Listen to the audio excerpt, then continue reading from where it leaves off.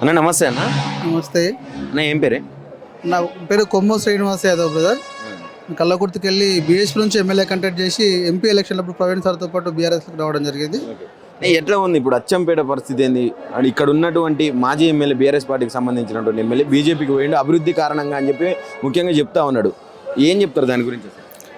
ఇప్పుడు పువ్వాల బాలరాజు ఏ ఉద్దేశంతో పోయిండు, ఎందుకు పోయిండు అని ఆ విషయానికి బోదలుచుకోలేదు. కానీ అచ్చంపేట నియోజకవర్గం ఉన్నటువంటి ప్రజలు మొత్తం బీఆర్ఎస్ పార్టీతో ఉన్నారని మాత్రం నేను చెప్పగలుగుతాను. ఎందుకు చెప్తా ఉన్నానంటే దానికి మెయిన్ ఎగ్జాంపుల్ మొన్న జరిగినటువంటి కార్యకర్తల మీటింగే దానికి ఉదాహరణ చెప్తా ఉన్నాను. అచ్చంపేట నియోజకవర్గం ఉన్నటువంటి ప్రజలు ఇంతవరకు ఈ నియోజకవర్గానికి వాటర్ వస్తుందా లేనటువంటి మీనమేషాలు లెక్కించుకున్నటువంటి క్రమంలో ఇప్పుడు ఏ ఊర్లో చూసినా కూడా మరి డిఎల్ఐ కాలువ ద్వారా కేఎల్ఐ కాలువ ద్వారా వాటర్ అనేది దాదాపుగా 1-2 లక్షల ఎకరాలకు పారాటం అనేది ఉన్నది. అదేవిధంగా అభివృద్ధికి అమర దూరం ఉన్నటువంటి అచ్చంపేట నియోజకవర్గం తెలంగాణ రాష్ట్రం ఏర్పడ్డ తర్వాత మరి ఈ 10 ఏళ్ళటువంటి టీఆర్ఎస్ పార్టీ ప్రభుత్వంలో కనీవిని ఎరగని రీతిలో అచ్చంపేట నియోజకవర్గం డెవలప్మెంట్ అయింది. ప్రతి ఒక్క విలేజ్కి రోడ్లు కానీ, అదేవిధంగా విద్య కానీ, వైద్యం కానీ అన్ని రంగాల్లో అభివృద్ధి చెందింది. కాబట్టి ఈరోజు కాంగ్రెస్ పార్టీ అధికారంలోకి వచ్చినా కూడా ఈ నియోజకవర్గం చెందిన రేవంత్ రెడ్డి గారు ముఖ్యమంత్రి అయినా కూడా ఈరోజు బీఆర్ఎస్ పార్టీ అచ్చంపేట నియోజకవర్గం ఉన్నటువంటి జనాలు ఈరోజు బీఆర్ఎస్ పార్టీ ఇవ్వడం అనేది నేను చెప్పదలుచుకున్నాను. కాంగ్రెస్ వచ్చిన తర్వాతనే యాక్చువల్గా మొత్తం తెలంగాణ రాష్ట్ర వ్యాప్తంగా కూడా అభివృద్ధి మొత్తం బీఆర్ఎస్ ప్రభుత్వంలో కుంటుపడ్డది. కాంగ్రెస్ వచ్చిన తర్వాతనే అది ముందరికి వస్తూ ఉన్నది, దినదిన అభివృద్ధి చెందుతూ ఉన్నది అని చెప్పి ముఖ్యమంత్రి గారు మాట్లాడుతూ ఉన్నారు. రేవంత్ రెడ్డి గారి మాటలకు ఈరోజు ఈ రాష్ట్రంలో ఉన్నటువంటి ప్రజలైతే ఎవరు విశ్వసిస్తలేరు. దానికి బెస్ట్ ఎగ్జాంపుల్ ఆయన ఏదైతే అధికారంలోకి రావడం కోసం మేము బీఆర్ఎస్ పార్టీ కంటే డబుల్ ఏవైతే మేము స్కీమ్లు ఇస్తాం, తెలంగాణ రాష్ట్రాన్ని అభివృద్ధి చేస్తామని అయితే మాటలు కళ్ళబొల్లి మాటలు, ఒక రియల్ ఎస్టేట్ బ్రోకర్ ఏ విధంగా అయితే మాటలు చెప్పిండో మరి రేవంత్ రెడ్డి గారు ఆ విధంగా మాటలు చెప్పి తెలంగాణ పబ్లిక్లు ఇంతకన్నా బాగా చేస్తారు అంటే ఎస్పెషల్లీ మా ఉమ్మడి మహబూబ్నగర్ జిల్లాలో ఉన్నటువంటి ప్రజలు నమ్మిరు. అరే మా ప్రాంతానికి చెందినటువంటి బిడ్డ, రేపు మా ప్రాంతానికి చెందినటువంటి బిడ్డ మాకు ముఖ్యమంత్రి అయితే మా ప్రాంతం అభివృద్ధి చెందుతుందనే ఒక ఆశతోని, ఒక దురాశతోని రేవంత్ రెడ్డి గారికి ఓట్లు వేసిర్రు. దాని యొక్క ఫలితం ఈరోజు అనుభవిస్తూ ఉన్నారు. తెలంగాణ రాష్ట్రంలో చూడండి, ప్రతి దసరాకు దసరమ్మ చీరలు ఇస్తున్నారు బీఆర్ఎస్ పార్టీలో. మరి ఇంతవరకు కూడా గవర్నమెంట్ లాస్ట్ ఇయర్ దసరా పండుగకి ఇవ్వలేదు, ఈ సంవత్సరం కూడా ఇస్తుంది వాళ్ళు ఏం దానిపైన క్లారిటీ ఇవ్వట్లేదు. ఇంకొక మాట చెప్తా ఉన్నాం, మేము గవర్నమెంట్ వచ్చిన ఫస్ట్ సంతకం మేము రుణమాఫీ మీద పెడతా అనే మాట చెప్పిండు రేవంత్ రెడ్డి గారు. ఈరోజు ఏ పల్లెకన్నా పోయి అడగండి, ప్రతి విలేజ్లో ఒక 100 మంది రైతులు ఉంటే అందులో 30 నుంచి 35 మందికి మాత్రమే రుణమాఫీ కావడం జరిగింది. దాదాపుగా 65% మందికి ఈరోజు రుణమాఫీ కావాలేదు. ఈ యొక్క ఎగ్జాంపుల్ చాలు. నువ్వు రైతులకే ఏం చేయలేవు, నువ్వు తెలంగాణ సమాజం మొత్తం రైతు ఆధారితటువంటి రాష్ట్రం ఇది, నువ్వు రైతులకే ఏం చేయలేదు అంటే నువ్వు ఎవరికి చేసావు అంటే ఏం నమ్మాలి? ఈరోజు తులం బంగారం ఇస్తా అని చెప్పినారు, నువ్వు 1,25,000 ఇస్తా తులం బంగారం ఇస్తా అని చెప్పినావు, మరి అది ఇవ్వలేదు. కాబట్టి రేవంత్ రెడ్డి మాటలు ఈరోజు నమ్మే పరిస్థితిలో లేరు తెలంగాణ సమాజం. రేపు చెప్తా ఉన్నా, కేటీఆర్ గారు చెప్పినట్టుగా రేవంత్ రెడ్డి గారు రేపు కొడంగల్ నియోజకవర్గంలో గెలవడు. రేపు ఆయన గెలవడనే విషయం ఆయన కూడా తెలుసు. కాబట్టి కొడంగల్ నుంచి ఎక్కువ భారీగా ప్రతిపక్షంలో చేరికలు జరుగుతూ ఉన్నాయి. ఎందుకు కొడంగల్ సంబంధించినటువంటి పర్సనే ఇప్పుడు ఎమ్మెల్యేగా విధులు నిర్వహిస్తూ ఉన్నారు. అక్కడి నుంచి ఏం అభివృద్ధి జరగట్లేదా? ఏంది అసలు ఏంది ఆ రీజన్ లేదనుకో. అంటే అందరికంటే ఎక్కువ ఆశ పెట్టుకున్నది కొడంగల్ నియోజకవర్గ ప్రజలు. ఎందుకంటే మా నియోజకవర్గం రేవంత్ రెడ్డి గారు ఈరోజు రాష్ట్రానికి ముఖ్యమంత్రి అవుతున్నాడు. ఎవరు అందరికీ సమానమైనా కూడా తన సొంత పిల్లల మీద తన కొంత మమకారం అనేది ఎక్కువ ఉంటుంది. అట్ ద సేమ్ టైం వాళ్ళ సొంత నియోజకవర్గాలపైన కొంత మమకారం అనేది, కొంత ప్రేమ అనేది ఉంటుంది. కాబట్టి అట్లనే కొడంగల్ నియోజకవర్గం ఉన్నటువంటి ప్రజలు నమ్మిరు, మా రేవంత్ రెడ్డి గారు ముఖ్యమంత్రి అయ్యారు కదా, మా నియోజకవర్గం అనేది దశ మారిపోద్ది అనుకున్నారు. అంతకంటే ఘోరంగా టీఆర్ఎస్ పార్టీ ఉన్నటువంటి దానికంటే ఘోరంగా ఈరోజు తిరోగమనం పాలవుతూ ఉన్నది. రేవంత్ రెడ్డి గారు తనకున్నటువంటి బ్యాక్గ్రౌండ్ హిస్టరీని బేస్ చేసుకొని అక్కడ ఉన్నటువంటి రైతుల, గిరిజనుల పొలాలు ఏ విధంగా కొట్టేయాలనే ఒక ఉద్దేశంతో ఆయన దుర్బుద్ధితో ఆలోచన చేసి అక్కడ ఉన్న గిరిజన రైతులను ఎల్లగొట్టే ప్రయత్నం చేసి ఆయన అల్లునికి అక్కడ ఫార్మా కంపెనీ పెట్టుకునే అవకాశం ఎప్పుడైతే కల్పిస్తూ ఉన్నాడో అనేది సమాజానికి అర్థమైందో, ఆ కొడంగల్ నియోజకవర్గ ప్రజలకు అర్థమైందో, అప్పుడు ఆయనకు ఉన్నటువంటి బుద్ధి ఏందో అర్థమైంది. కాబట్టి ఈరోజు మీరు అర్థం చేసుకోండి, కొడంగల్ నియోజకవర్గంలో ఉన్నటువంటి ప్రజలే వాళ్ళు నమ్ముతలేరంటే వేరే నియోజకవర్గం వాళ్ళు ఎట్లా నమ్ముతారు? మా అచ్చంపేట వాళ్ళని నమ్ముతలేరు. అచ్చంపేట నియోజకవర్గం అనేది రేవంత్ రెడ్డి గారిది, మాది సొంత నియోజకవర్గం. నేను కూడా ఒక ఎమ్మెల్యేగా కంటెస్ట్ చేసిన కల్లకుర్తి నియోజకవర్గంకి వెళ్ళి నేను కూడా అచ్చంపేట నియోజకవర్గ బిడ్డనే. మాది కూడా రేవంత్ రెడ్డి గారిది, మాది పక్కపక్కల విలేజ్, మాది గాజల గ్రామం, రేవంత్ రెడ్డి గారిది కొండారెడ్డిపల్లి. మరి రిజర్వేషన్లో భాగంగా నేను కల్లకుర్తి నియోజకవర్గం వెళ్ళి కంటెస్ట్ చేయడం జరిగింది. మా కల్లకుర్తి వాళ్ళంటే ఎట్లాగా నమ్మరనే ఉద్దేశంతో ఆయన అక్కడ పోయిండు. కల్లకుర్తిలో అందుకని కంటెస్ట్ చేయలే, ఆయనకు అవకాశం కూడా ఇవ్వలే. మరి ఈడెవరు అచ్చంపేట ఊరు ప్రజలు కూడా ఈరోజు నమ్మతలేరు అంటేనే అర్థం చేసుకోవాల్సిన అవసరం ఉంది. అచ్చంపేటకు సంబంధించి మాజీ ఎమ్మెల్యే అంటే బీఆర్ఎస్ పార్టీ నుంచి ఇప్పుడు బీజేపీలోకి పోయిండు, ఇక అక్కడ బీఆర్ఎస్ పార్టీ భూస్థాపితమైంది అని చెప్పి ప్రధానంగా చర్చ నడుస్తూ ఉన్నది. దీని గురించి ఏం చెప్పి ఈరోజు భూస్థాపితమైంది ఎవరైతే బీఆర్ఎస్ నుంచి బీజేపీలోకి పోయారో వాళ్ళు భూస్థాపితమయ్యారు తప్పిస్తే ఈరోజు బీఆర్ఎస్ పార్టీ అనేది గతంలో దానికంటే ఈరోజు బలంగా తయారైందనేది, బలంగా స్ట్రాంగ్ అయిందనే ఉద్దేశం నేను చెప్పడం కాదు కదా.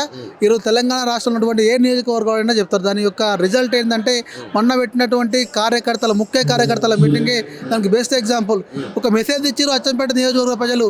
పార్టీని కన్న తల్లి లాంటి పార్టీని, ఏ పార్టీ ద్వారా అయితే నువ్వు ఎమ్మెల్యే సమాజానికి పరిచయం అయినవో ఆ యొక్క పార్టీని, ఆ యొక్క ఉనికిని నువ్వు ప్రశ్నించి నువ్వు వేరే పార్టీలోకి వెళ్ళగొడితే అచ్చంపేట నియోజకవర్గంలో గువ్వల బాలాజీకి పట్టిన గతే ప్రతి ఒక్క ఎమ్మెల్యేకి పడుతుంది అనే ఒక ఉద్దేశం, ఒక సందేశం ఇచ్చారనే విషయాన్ని మేము అచ్చంపేట నియోజకవర్గ ప్రజలు ఇచ్చారనే విషయాన్ని మీకు తెలియజేస్తా ఉన్నాం. ఫైనల్గా ఏం చెప్పాలనుకుంటున్నారు ప్రభుత్వానికి? సవధార కావచ్చు, ఇప్పుడు ఎలక్షన్స్ కూడా సిద్ధంగా ఉన్నాయి, ఇక ఈసీ కూడా షెడ్యూల్ రిలీజ్ చేసే పరిస్థితి కనిపిస్తూ ఉన్నది. ఏం చెప్పాలి? రేవంత్ రెడ్డి గారు ఎలక్షన్స్ పెట్టాడు, అది అనేది ఆయన ప్రభుత్వం పైన దసరా పండుగ మన తెలంగాణ సమాజం అందరూ గ్రామీణ ప్రాంతాలకు చేరుకుంటారు. ఒక చర్చ నడుస్తుంది. ఏ గవర్నమెంట్ కేసీఆర్ ఎట్లుండే, రేవంత్ రెడ్డి ఉండే, టీఆర్ఎస్ ఎట్లుండే, బీఆర్ఎస్ ఎట్లుండే, ఒక చర్చ నడుస్తుంది. ఆ చర్చలో భాగంగా ఆ అటెన్షన్ డైవర్ట్ చేయడం ఒక ఉద్దేశంతోనే ఈరోజు రేవంత్ రెడ్డి గారు ఈ యొక్క హడావిడి చేస్తున్నాడు తప్పిస్తే, ఈ హడావిడి చేస్తే ఎలక్షన్స్ అదే హడావిడి చేస్తే తన పార్టీ కార్యకర్తలను పార్టీ కాపాడతారు. ఈ చర్చ అనేది TRS party BRS party side పోకుండా చర్చని డైవర్ట్ చేయడం కోసం మాత్రమే ఆయన ఈరోజు ఈ హడావిడి క్రియేట్ చేస్తున్నాడు తప్పిస్తే ఆయన నోటిఫికేషన్ ఇయ్యాడు, నోటిఫికేషన్ ఇచ్చిన ఎలక్షన్ పెట్టాడు. ఆయన దానికి బెస్ట్ ఎగ్జాంపుల్ చెప్తా, ఒక జీవో ద్వారా 42% బీసీలకు రిజర్వేషన్ ఇస్తానమాట చెప్పిండు. అది పాసిబుల్ కాదనే విషయం తెలంగాణ రాష్ట్రంలో ఎంతో అంతో రాజకీయ అవగాహన ఉన్నటువంటి ఏ వ్యక్తిని అడిగినా చెప్తారు. మళ్ళీ ఎవరెవరు కోర్టుకు పోతారు, ఖచ్చితంగా ఇది లీగలైజ్ కాదు అని చెప్పేసి కోర్టుకు పెట్టడం జరుగుతుంది. నువ్వు నోటిఫికేషన్ ఇచ్చినా కూడా ఎలక్షన్ పోస్ట్పోన్ అయ్యే అవకాశం ఉన్నది. కాబట్టి నువ్వు ఏదైతే బీసీలకు 42% రిజర్వేషన్ ఇచ్చే చిత్తశుద్ధి రేవంత్ రెడ్డికి లేదు. ఎందుకు లేదు అనే మాట నేను మళ్ళీ చెప్తా ఉన్నా. రేవంత్ రెడ్డి గారికి నిజంగానే బీసీల మీద చిత్తశుద్ధి ఉంటే ఈరోజు తెలంగాణ రాష్ట్రంలో దాదాపుగా 115 కార్పొరేషన్ చైర్మన్లు ఉంటాయి. మరి ఎన్ని కార్పొరేషన్ చైర్మన్లు ఈరోజు బీసీలకు ఇచ్చిండు?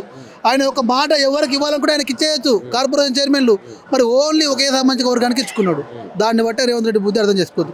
ఇంకో మాట కూడా చెప్పిండు రేవంత్ రెడ్డి గారు కామారెడ్డి డిక్లరేషన్లో భాగంగా. ఆ రోజు బీసీ ముఖ్యమంత్రి సిద్ధరామయ్యని తీసుకొచ్చి ఏం చెప్పిండే అంటే, మేము అధికారంలోకి వచ్చినమ్మటే 42% గవర్నమెంట్ కాంట్రాక్ట్లలో కూడా మేము బీసీలకు 42% రిజర్వేషన్ ఇస్తామని చెప్పిండు. మరి ఈ ఎన్ని డిపార్ట్మెంట్లో ఎన్ని జీవోలు చేసి ప్రభుత్వంలో ఉన్నటువంటి గవర్నమెంట్ కాంట్రాక్ట్లలో బీసీలకు ఇచ్చిండో నాకు అంత అవగాహన లేకపోవచ్చు. ఎందుకంటే ఆ సిస్టంలో నేను ఇంకా ఎంట్రీ కాలేదు. కానీ మీరు మీడియాలో ఉన్నారు. మా దగ్గర ఎట్లయితే ఇంటర్వ్యూ తీసుకున్నారో కాంగ్రెస్ పార్టీ వాళ్ళ దగ్గర ఇంటర్వ్యూ తీసుకుంటారు, మా దగ్గర ఎట్లయితే ఇంటర్వ్యూ తీసుకున్నామో ప్రభుత్వ అధికారులు కూడా మీరు ఇంటర్వ్యూ తీసుకుంటారు. ఏ డిపార్ట్మెంట్లో ఏ జీవో ద్వారా బీసీలకు 42% గవర్నమెంట్ కాంట్రాక్ట్లు ఇచ్చినా చెప్పాలి. దీన్ని బట్టే రేవంత్ రెడ్డికి అర్థమవుతుంది. రేవంత్ రెడ్డి తన సామాజిక వర్గం వాళ్ళ కాంట్రాక్ట్లు ఇస్తూ ఉన్నాడు, తన సామాజిక వర్గం మంత్రివర్గంలో తీసుకున్నాడు. మంత్రి పదవులు తీసుకోండి. ఈరోజు మంత్రి పదవులు అయితే దానికి ఏ లీగల్ లిటిగేషన్స్ లేవు కదా. రేవంత్ రెడ్డి ఎవరికైతే మంత్రి పదవి ఇవ్వాలనుకుంటే వాళ్ళకి ఇచ్చేయచ్చు. మరి ఎన్ని మంత్రి పదవులు ఇచ్చిండు? 2కి ఇచ్చిండు మంత్రి పదవులు. ఎంతమంది ఉన్నారు బీసీలు తెలంగాణ రాష్ట్రంలో? ఆయన చెప్పినటువంటి లెక్క ప్రకారంగా 56%. అఫీషియల్గా నిజంగా వాస్తవంగా ఉన్నదైతే 60 నుంచి 62% బీసీలు తెలంగాణ రాష్ట్రంలో ఉన్నారు. మరి 2 మంత్రి పదవులు ఇచ్చిండు. దీన్ని బట్టే బీసీల మీద ఉన్నటువంటి చిత్తశుద్ధి రేవంత్ రెడ్డిని అర్థం చేసుకోవాలి. ఎవరికి? ఒక పున్నం ప్రభాకర్ గౌడ్కి, మన కొండ సూర్యకక్క గారికి. ఇంకా నాకు తెలిసి అయితే 2 బీసీలు. ఇంకెవరున్నారు చెప్పండి? లేరు. అంటే దీన్ని బట్టే మీరు అర్థం చేసుకోవాలి. రేవంత్ రెడ్డి గారికి బీసీల మీద చిత్తశుద్ధి లేదు. బీసీలను మోసం చేయడమే ఆయన ఎజెండాగా పెట్టుకొని ఈరోజు పరిపాలన చేస్తూ ఉన్నాడు. బీసీలని ఏమంటారు, కోట సినిమా ఉన్నది ఒకటి, కోడిని ఇట్లా ఎలాల కట్టి చికెన్ తినిపించినట్టు కదా. బీసీలను ఈ 42% ఇస్తున్నా చేస్తున్నా ఇట్లా చేస్తున్నా అట్లా చేస్తున్నా అని చెప్పేసి ఒక ఆశలో పెట్టి మళ్ళీ ఆయన ద్వారా పార్టీ పరంగా 42% ఇస్తున్నామని చెప్పి 40 పేరుకు పార్టీ పరంగా ఒకరు నిలబెడతాడు. ఆ సామాజిక వర్గం నుంచే వ్యక్తులని రేపు నామినేషన్ వేయించి వాళ్ళని గెలిపించుకునే విధంగా ప్రయత్నం చేస్తారు తప్పించి రేవంత్ రెడ్డి గారిని ఎవరు బీసీలు కూడా ఈరోజు నమ్మే పరిస్థితి లేదు. కేసీఆర్ గారిని నమ్ముతున్నారు. కేసీఆర్ గారు బీసీలకి ఏం హామీ ఇవ్వకుండానే ఆయన చెప్పిన దానికంటే ఈరోజు ఎక్కువ చేసిండు. అన్ని కుల సంఘాలకు ఆత్మగౌరవ వనాలు కట్టించిండు. యాదవులకు గొర్రెలు ఇచ్చిండు. అదేవిధంగా ముదిరాజులకు చవపిల్లలు ఇచ్చిండు. గౌడలకు మోకులు ఇచ్చిండు.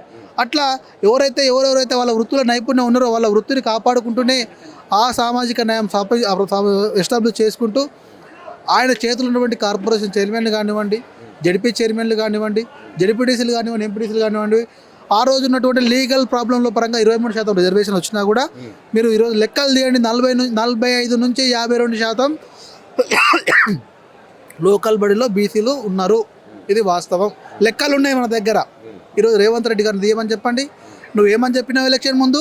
అన్ని పార్టీల కంటే మేము ప్రతి ఒక్క ఎంపీ కాన్స్టిట్యూన్సీకి 2 బీసీలకు ఇస్తామని చెప్పినావు. ఈరోజు ఎంతమందికి నువ్వు ఇచ్చినావు టికెట్లు? మీకు అర్థం కావట్లేదా? దీన్ని బట్టి అర్థం చేసుకోవాలి, రేవంత్ రెడ్డికి ఇది లాస్ట్ అండ్ ఫైనల్ ఎలక్షన్స్.